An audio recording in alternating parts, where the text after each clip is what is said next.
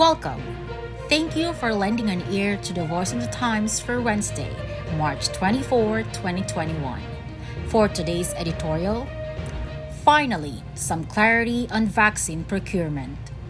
We would like to thank Vaccine Czar Carlito Galvez Jr. for providing a cogent explanation for the procurement of coronavirus disease 2019 or COVID-19 vaccines by the private sector, a topic that has recently caused a great deal of public concern and anger due to incredibly poor communication from the VAR's spokesman of the Interagency Task Force for the Management of Emerging Infectious Diseases or IATF-ERD.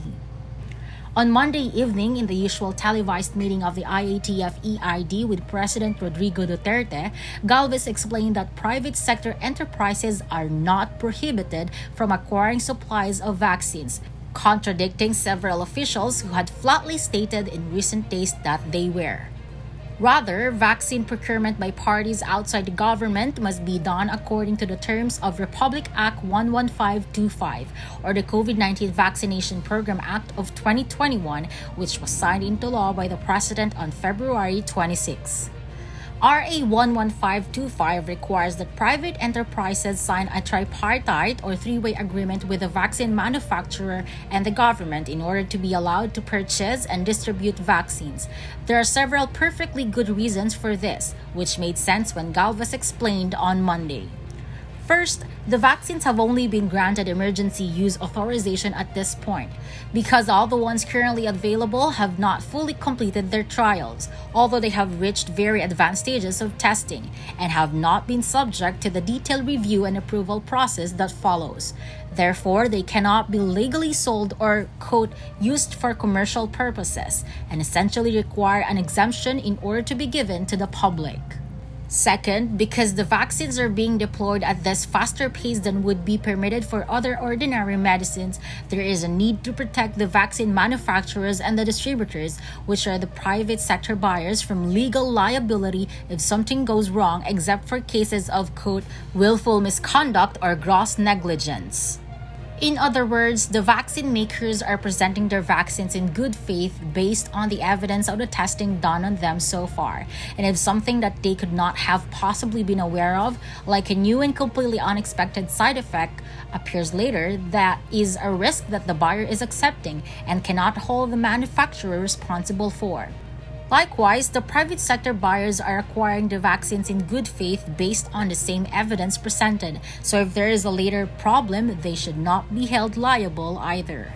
But since only government can be granted immunity from suit, a tripartite agreement is necessary to provide the private vaccine buyers that cover. Since the government is taking on that indemnity, basically telling both the vaccine manufacturer and the private sector buyer that it will use its legal privilege to protect them both, RA 11525 created a fund of 500 million pesos to pay for any claims that might arise. Finally, it is important to the government's own planning and execution of its overall pandemic response that vaccination efforts are coordinated. The government needs to know what private enterprises are doing in order to ensure that people who should be vaccinated are not missed or that efforts are not being duplicated. Why this reasonable and logical explanation could not have been provided to the public much sooner is something that IATF-ERD and its communications team should reflect on and discuss in detail. Confusing and contradictory messages coming from too many sources have long been a source of unnecessary additional stress for the public. They also contribute significantly to the sort of uncertainty about what rules and regulations are in effect at any given time that leads to non-compliance with them, which of course simply makes the pandemic harder to control. Granted, the legal and administrative details of things like pharmaceutical procurement contracts can be confusing, but they do not utterly defy reasonably simple explanation, as Secretary Galvez demonstrated. We hope that those who are ordinarily given the duty of being the communications link between the government and the public were paying attention and will try to emulate his example going forward. And that's the editorial for March 24, 2021. For more news and information, get a copy of the Manila Times on print. Subscribe to its digital edition or log on to www.manilatimes.net.